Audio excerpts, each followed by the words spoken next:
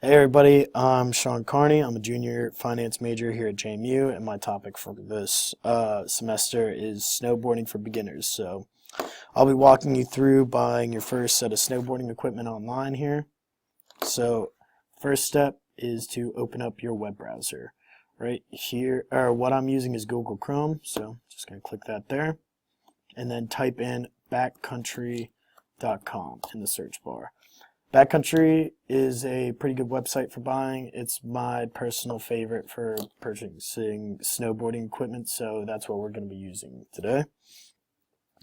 So there's three essential parts to start snowboarding: your boots, your bindings, and your board. So we're going to start off with buying the board. So up in this search bar up here, type in snowboard, press enter. Then go down to the categories, which are the filters here. Press snowboard, and then press snowboard again. And that'll get you just snowboards, which is good. You know, it won't be as cluttered.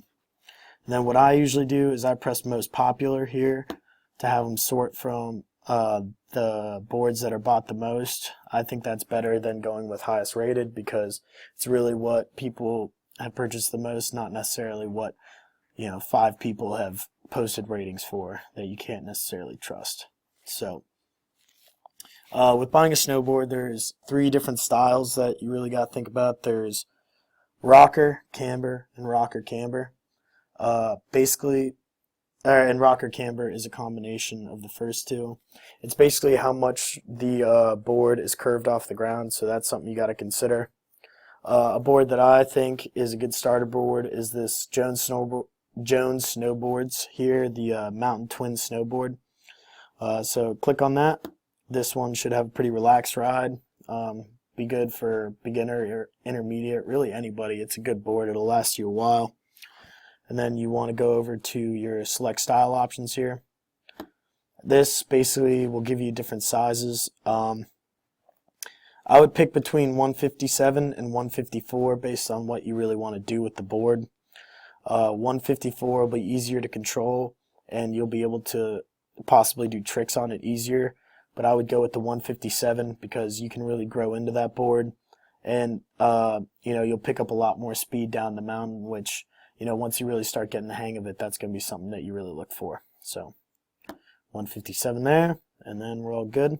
So add to cart. So that's the board. Next we'll be looking at bindings. So type bindings in the search bar from before, and then click on the option that says bindings in snowboard, so we don't have to deal with all the filter stuff that we did before.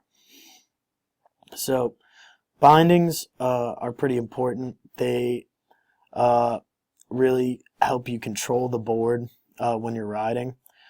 So the more expensive bindings are going to help the board be more sensitive to the weight that you put on it. But as a beginner, you're not going to want to buy the most expensive bindings because you're really not going to know what to do with them as much. So a pair of bindings that I think will work well with this board and for a beginner is these Union Flight Pro snowboard bindings. And they're a pretty good price at $135. So just click on those. Medium to large is the size that you want. That'll fit just about any type of boot in it. And then the only color option is blue, but that'll look great with the board that we picked out before. So just hit add to cart for these guys too. Alright, so the last piece of equipment is boots. So type in snowboard boots in the search bar up here, and then hit enter. Alright, so as you can kind of see in with your first look at the page, there's really 2 different styles in the laces to these boots. There's either the traditional laces, which is what I prefer because you can really pick however tight you want the boot to be, or there's these quick laces that are newer. It's basically a twist that lets you tighten up your boots quicker, but I've never used these on the slopes, but I've tried them on in store, and I felt like I couldn't get I didn't have as much control over the tightness of the boots. So we're going to go with these K2 snowboard boots, the Darko Boa snowboard boot. These are a good boot. You know, they'll last you a while, and as I said before, they're the traditional lace, so you'll have a lot of control with how tight you make them. So with sizing the boots, that's a little bit tough online, but my recommendation is going with about a half size lower than you normally would for shoes. So go with, for me, I would do a size 9.5 because I'm usually a 10 in shoes. And color black works well with this set of bindings and board that we got before. So then you just hit add to cart one last time.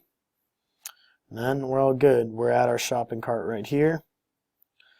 We're just about all ready to order. So just hit, make sure to check over your stuff one more time and then hit proceed with order.